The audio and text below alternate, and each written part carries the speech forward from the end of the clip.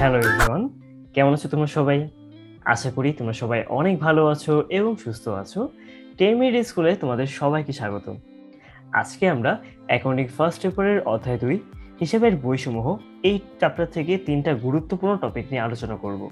প্রথমটি হচ্ছে নগদান বই এবং নগদান হিসাবের পার্থক্য, দ্বিতীয়টি হচ্ছে নগদান বইয়ের শ্রেণী বিভাগ এবং তৃতীয়টি হচ্ছে নগদান বইয়ের প্রস্তুত প্রণালী। তো চলো আজকের এই ভিডিওটি শুরু করে দেওয়া যাক। প্রথমে আমরা নগদান বই এবং নগদান হিসাবের পার্থক্য এই সম্পর্কে আলোচনা করব। নগদান বই এবং নগদান হিসাব দুইটাই নগদ অর্থ নিয়ে কাজ করে। তো অনেকের মনে কোশ্চেন থাকতে পারে, দুইটা আমরা কেন তৈরি করছি? নগদান বই থাকতে কেন নগদান হিসাব তৈরি করা হয়, আবার নগদান হিসাবের জায়গায় কেন নগদান বই তৈরি করা হয়, কোনটা আমাদের জন্য বেস্ট? সো এইগুলো নিয়ে হচ্ছে আমরা এখন আলোচনা করার চেষ্টা করব। প্রথমে আমরা এদের প্রকৃতি সম্পর্কে জেনে নিই। নগদান বই এটা হচ্ছে একটা সম্পূর্ণ আলাদা একটা বই। নগদান বইয়ের মধ্যে জাবেদা এবং খতিয়ান দুটোরই বৈশিষ্ট্য বিদ্যমান। কেন জাবেদা বৈশিষ্ট্য বিদ্যমান? কারণ যখন কিনা আমার নগদ সংক্রান্ত কোনো ধরনের ঘটনা আমার ঘটছে বা লেনদেন ঘটছে, সেই লেনদেনগুলোকে প্রাথমিকভাবে যেহেতু আমরা নগদান বইয়ের মধ্যে অন্তর্ভুক্ত করি, এই কারণে এর মধ্যে জাবেদার বৈশিষ্ট্য বিদ্যমান। আবার খতিয়ানের মধ্যে যেমন কিনা হচ্ছে আমরা নগদের বিপরীত যে হিসাবগুলো রয়েছে সেইগুলোকে হচ্ছে আমরা বিবরণের ঘরে অর্থাৎ প্রাপ্তি প্রদানের ঘরে উল্লেখ করি। তো এই ব্যাপারের কারণে এটার মধ্যে আবার খতিয়ানের বৈশিষ্ট্য রয়েছে, অর্থাৎ লিপিবদ্ধকরণের দিক দিয়ে খতিয়ানের বৈশিষ্ট্য বিদ্যমান। যদিও এটার মধ্যে মানে জাবেদা এবং খতিয়ান দুটো বৈশিষ্ট্য বিদ্যমান, স্টিল এটাকে হচ্ছে আমরা একটা জাবেদা বলতে পারি। অন্যদিকে নগদান হিসাবটা হচ্ছে এক ধরনের খতিয়ান। যখনই দেখবে হিসাব ওয়ার্ডটা উল্লেখ করা আছে তখনই গিয়ে বুঝবে এটা একটা খতিয়ানকে মিন করছে। সো নগদান বইটা হচ্ছে এক ধরনের জাবেদা আর নগদান হিসাবটা হচ্ছে এক ধরনের খতিয়ান। দুইটার পার্থক্য হচ্ছে সাধারণত নগদান বইকে চাইলে আমরা নগদান হিসাবের একটা অল্টারনেটিভ হিসেবে ইউজ করতে পারি, কিন্তু নগদান হিসাবকে চাইলেই আমরা নগদান বইয়ের অল্টারনেটিভ হিসেবে ইউজ করতে পারি না। কেন পারি না? এটার রিজনটা হচ্ছে একটু পরে গিয়ে জানতে পারবা এই 3 নাম্বারটার মাধ্যমে। হিসাব খাত। নগদান বই যে কাজটা করা হয়, নগদান বইয়ের মধ্যে হচ্ছে আমরা ধরুন কিনা হচ্ছে আমরা নগদান বই তৈরি করি। নগদান বইয়ের অনেকগুলো প্রকারভেদ রয়েছে, কিন্তু যদি হচ্ছে আমরা সব থেকে বড় নগদান বই নিয়ে কথা বলি, ওখানের মধ্যে হচ্ছে আমরা কি করে থাকি, আমরা নগদ টাকা, ব্যাংক টাকা, ব্যাংক হচ্ছে বাটা টাকা, এই সবগুলো নিয়ে হচ্ছে আমরা আলোচনা করি। কিন্তু নগদান হিসাবের মধ্যে শুধুমাত্র নগদ অর্থ নিয়ে আলোচনা করা হয়। আমরা কিন্তু ব্যাংকের অর্থ নিয়ে অথবা বাট্টার অর্থ নিয়ে হচ্ছে আমরা নগদান হিসাবের মধ্যে আমরা আলোচনা করি না। তো চাইলেই আমরা নগদান বইকে এই জন্য নগদান হিসাবে একটা অল্টারনেটিভ হিসেবে ইউজ করতে পারি, কারণ নগদান হিসাবে যা যা রয়েছে তার সবকিছুই আমরা কিন্তু নগদান বইয়ের মধ্যে উল্লেখ করে থাকি। কিন্তু আমরা চাইলেই নগদান বইয়ের জায়গায় নগদান হিসাব তৈরি করতে পারি না, কারণ নগদান হিসাবের মধ্যে আমরা ব্যাংক সংক্রান্ত লেনদেন এবং হচ্ছে আমাদের যে বার্তা সংক্রান্ত লেনদেন রয়েছে সেগুলো কিন্তু আমরা অন্তর্ভুক্ত করছি না। এরপর উদ্বৃত্ত। নগদান বই এটার মধ্যে ডেবিট, ক্রেডিট, শূন্য 3 ধরনের উদ্বৃত্ত হওয়া পসিবল। যখন আমরা হচ্ছে নগদ নিয়ে কাজ করব, নগদের শুধুমাত্র ডেবিট ব্যালেন্স আসবে। যখন আমরা ব্যাংকের অর্থ নিয়ে কাজ করব, ব্যাংকের অর্থ নিয়ে কাজ করার সময় আমাদের ব্যাংকের নগদ ডেবিট ব্যালেন্সও আসতে পারে, আবার ক্রেডিট ব্যালেন্সও আসতে পারে। ব্যাংকের ডেবিট ব্যালেন্স মানে হচ্ছে ব্যাংকের মধ্যে আমাদের যে পরিমাণে আমরা টাকা জমা রেখেছিলাম তার একটা পজিটিভ এখনো পর্যন্ত ব্যালেন্স রয়েছে। আর যখন কিনা আমাদের ক্রেডিট ব্যালেন্স আসবে তার মানে হচ্ছে আমার যে পরিমাণ টাকা ছিল তার থেকে বেশি পরিমাণ টাকা জমাতিরিক্ত উত্তোলন করে নিয়েছি। এর ফলে আমাদের একটা ব্যাংক জমাতিরিক্ত নামক দায় হচ্ছে উদ্ভূত হয়েছে। এই কারণে আমাদের নগদান বইয়ের মধ্যে ডেবিট এবং ক্রেডিট 2 ধরনের ব্যালেন্স হওয়া পসিবল। আবার শূন্য ব্যালেন্সও হতে পারে, অর্থাৎ যে পরিমাণ টাকা ডেবিট দিকে ঠিক সেম পরিমাণ টাকা ক্রেডিট দিকে, সো ডেবিট আর ক্রেডিট সেম হয়ে গেলে আমাদের শূন্য ব্যালেন্স আছে, অর্থাৎ আমাদের কাছে কোনো ধরনের অর্থ নেই। নগদান হিসাবের মধ্যে কখনোই ক্রেডিট ব্যালেন্স আসা পসিবল না, কারণ নগদান হিসাবের মধ্যে শুধুমাত্র নগদ অর্থ নিয়ে কাজ করা হয়। নগদের কখনোই ক্রেডিট ব্যালেন্স আসবে না, কারণ তোমার কাছে যে পরিমাণে নগদ অর্থ আছে তার থেকে বেশি স্পেন্ড করা তোমার পক্ষে কখনোই পসিবল হবে না। তোমার কাছে যত টাকা নগদ টাকা আছে হায়েস্ট অতটুকু স্পেন্ড করা পসিবল। এই কারণে নগদান হিসাবে সবসময় ডেবিট ব্যালেন্স আসবে অথবা শূন্য ব্যালেন্স আসবে, কখনোই ক্রেডিট ব্যালেন্স আসতে পারবে না। পৃষ্ঠাঙ্কন। যখন কিনা আমরা নগদান হিসাব তৈরি করি, নগদান হিসাবের মধ্যে জাবেদা পৃষ্ঠা উল্লেখ করা হয়। অন্যদিকে যখন কিনা নগদান বই আমরা তৈরি করছি তখন রসিদ নং, ভাউচার নং, এরপর খতিয়ান পৃষ্ঠা এইগুলা হচ্ছে কি করা হচ্ছে, উল্লেখ করা হচ্ছে। তো দুই ক্ষেত্রে কিন্তু পৃষ্ঠাঙ্কনগুলো ভিন্ন ভিন্ন। এরপর আওতা। নগদান হিসাবের আওতা খুবই ছোট। নগদান হিসাব শুধুমাত্র নগদ লেনদেন নিয়ে কাজ করে, শুধুমাত্র নগদ টাকা নিয়ে কাজ করছে। অন্যদিকে নগদান বই নগদ অর্থ, ব্যাংক অর্থ, বাট্টা এরকম হিউজ হচ্ছে আওতা নিয়ে কাজ করছে। তো এগুলোই হচ্ছে মেনলি আমার নগদান বই এবং নগদান হিসাবের মধ্যে পার্থক্য। তো বুঝতেই পারছো যে দুইটা কিন্তু হচ্ছে নগদ নিয়ে কাজ করলেও দুইটার পারপাস সেম না, দুইটা ভিন্ন ভিন্ন উদ্দেশ্যে হচ্ছে আমরা ব্যবহার করছি। যদিও বর্তমানে হচ্ছে নগদান বইয়ের আমাদের ব্যবহার অনেক কমে গিয়েছে, তার পরিবর্তে আমরা নগদ প্রাপ্তি চাপেতে এবং নগদ পূরণ চাপে তৈরি করে থাকি এবং তারপরে এগুলোর উপর ভিত্তি করে আমরা নগদান হিসাব তৈরি করে থাকি। কিন্তু তাও নগদান বই কিন্তু বেশ প্রচলিত। নগদান হিসাবের তুলনায় নগদান বইয়ের আওতা অনেক পরিমাণে বেশি, এক্ষেত্রে আমরা অনেক ধরনের ব্যালেন্স নিয়ে কাজ করি। তো অনেক ক্ষেত্রে দেখা যায় অনেকে নগদান হিসাবের থেকে নগদান বইকে হচ্ছে বেশি প্রেফার করে থাকে। বাট এটা আসলে ডিপেন্ড করে যে কোন পজিশনে তুমি কাজ করছো, তোমার প্রেফারেন্স কীরকম, অনেক কিছুর উপর হচ্ছে ব্যাপারটা ডিপেন্ড করছে। যাই হোক, আমরা তাহলে নগদান বই এবং নগদান হিসাবে পার্থক্য সম্পর্কে জেনে নিলাম। এরপরে গিয়ে আমরা জানবো নগদান বইয়ের শ্রেণীবিভাগ সম্পর্কে। নগদান বইকে আমরা মেনলি 4টা ভাগে ভাগ করতে পারি: 1 ঘর নগদান বই, 2 ঘর নগদান বই, 3 ঘর নগদান বই এবং খুচরা নগদান বই। তো 1 ঘর নগদান বই বা সিঙ্গেল কলাম ক্যাশ বুক, এই 1 ঘরা বলতে বোঝানো হচ্ছে মেনলি টাকার ঘর একটা। আমাদের কিন্তু নগদান বইয়ের দিকে 2টা পক্ষ রয়েছে, এটা হচ্ছে ডেবিট পক্ষ আর একটা ক্রেডিট পক্ষ। তো ডেবিট পক্ষের মধ্যে টাকার ঘর একটা হবে, ক্রেডিট পক্ষের মধ্যে টাকার ঘর একটা হবে। টোটাল মিলিয়ে আমাদের টাকার ঘর 2টা। তার মানে যদিও নাম 1 ঘোড়া, বা টোটাল মিলিয়ে কিন্তু আমাদের টাকার ঘর কয়টা আছে? 2টা আছে। কিন্তু কেন এটা 1 ঘোড়া? কারণ ডেবিট এবং ক্রেডিট দুই দিকেই একটা করে টাকার ঘর রয়েছে এবং এক টাইপের টাকা রয়েছে, সেটা শুধুমাত্র নগদ অর্থ। তো 1 ঘর নগদান বই কারা তৈরি করে থাকে? যে সকল প্রতিষ্ঠান খুবই ছোট প্রতিষ্ঠান এবং কোনো ধরনের ব্যাংকের মাধ্যমে লেনদেন ঘটে না, তারাই সাধারণত কি করে থাকে? 1 ঘর নগদান বই তৈরি করে থাকে এবং যেখানে যেখানে তারা শুধুমাত্র নগদ অর্থ সম্পর্কিত যে লেনদেনগুলো রয়েছে সেগুলোকে অন্তর্ভুক্ত করে থাকে। এরপর 2 ঘর নগদান বই, যে সকল প্রতিষ্ঠানের মধ্যে নগদ অর্থের পাশাপাশি ব্যাংকের মাধ্যমে লেনদেন করা হয়ে থাকে, সে সকল প্রতিষ্ঠানের জন্য 2 ঘর নগদান বই হচ্ছে উপযুক্ত।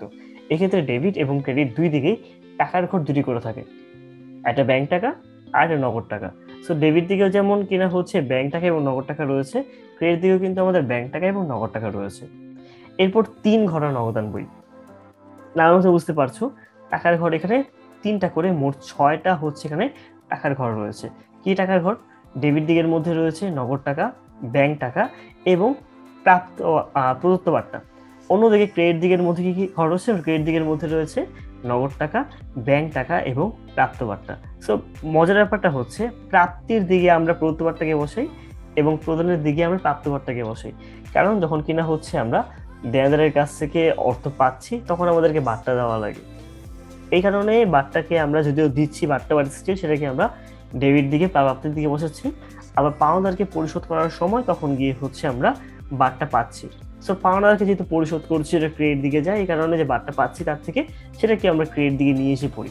তো এভাবেই হচ্ছে আমরা 1 ঘোড়া, 2 ঘোড়া এবং 3 ঘোড়া নগদান বই তৈরি করতে পারি। সবার লাস্টেরটা হচ্ছে খুচরা নগদান বই। তো এই 1 ঘোড়া, 2 ঘোড়া, 3 ঘোড়া নগদান বই এটা তৈরি করে থাকে হচ্ছে প্রধান ক্যাশিয়ার। অন্যদিকে খুচরা নগদান বই এটা তৈরি করে থাকে হচ্ছে খুচরা ক্যাশিয়ার অথবা পেটি ক্যাশিয়ার তৈরি করে থাকেন। এখন এই খুচরা নগদান বই বলতে আসলে কি বোঝানো হচ্ছে? ব্যাপারটা হচ্ছে এটা প্রতিষ্ঠানের মধ্যে কিন্তু অনেক ধরনের খুচরা খরচ ঘটে, যেমন যাতায়াত খরচ, পরিবহন খরচ অথবা হচ্ছে অন্যান্য যে মণিহারি খরচ। এখন আমরা যখন কিনা বিশাল বড় বড় লেনদেন নিয়ে হচ্ছে কাজ করি, তার মধ্যে যদি ছোটখাটো কোনো এই খরচগুলো যদি হচ্ছে অন্তর্ভুক্ত করা হয় তখন হিসাব করাটা অনেকটা কষ্টকর হয়ে যায়। এই কারণে প্রধান ক্যাশিয়ার তার অধীনে হচ্ছে একজন খুচরা ক্যাশিয়ার রাখেন, যার কাজই হচ্ছে খুচরা খরচগুলোকে নিয়ে কাজ করা এবং এগুলোকে আলাদা একটা নগদান বইয়ের মধ্যে অন্তর্ভুক্ত করা। তো খুচরা খরচগুলোকে নিয়ে যে নগদান বই তৈরি করা হয় তাকেই বলতে পারি হচ্ছে আমরা খুচরা নগদান বই। আমরা কিন্তু পরবর্তী ক্লাসগুলোতে এই প্রত্যেকটা সম্পর্কে আরো বিস্তারিত আলোচনা করব এবং কিভাবে করে এগুলোর থেকে ম্যাথ করতে হয় সেগুলো সম্পর্কে হচ্ছে আমরা নেক্সট ভিডিওগুলোতে খুবই বিস্তারিত আলোচনা করব। এবার আমরা নগদান বইয়ের প্রস্তুত প্রণালী সম্পর্কে জেনে নিই যে কিভাবে করে আমরা পরীক্ষায় নগদান বইটা হচ্ছে তৈরি করব। প্রথমত তোমার পরীক্ষার কোশ্চেনের মধ্যে অনেকগুলো লেনদেন দেওয়া থাকবে, সবগুলো লেনদেনকে তো আর আমরা নগদান বইয়ের মধ্যে অন্তর্ভুক্ত করছি না। আমাদের যে লেনদেনগুলো দেওয়া থাকবে সেখান থেকে নগদ এবং ব্যাংকের মাধ্যমে সংগঠিত হয়েছে এমন লেনদেনগুলোকে শনাক্ত করতে হবে। যদি এমন হয়, বলা হলো সেলিমের নিকট থেকে হচ্ছে পণ্য ক্রয়, এটা কিন্তু কোনো নগদ লেনদেন না, এটা ধারের লেনদেন। কেন? পণ্য ক্রয়ের আগে যদি কোনো ব্যক্তি বা প্রতিষ্ঠানের নাম উল্লেখ করা হয় এবং কোনো মাধ্যম উল্লেখ করা না থাকে, সেটাকে আমরা ধার লেনদেন বলতে পারি। ধার লেনদেনকে আমরা অবশ্যই নগদান বইয়ের মধ্যে অন্তর্ভুক্ত করব না।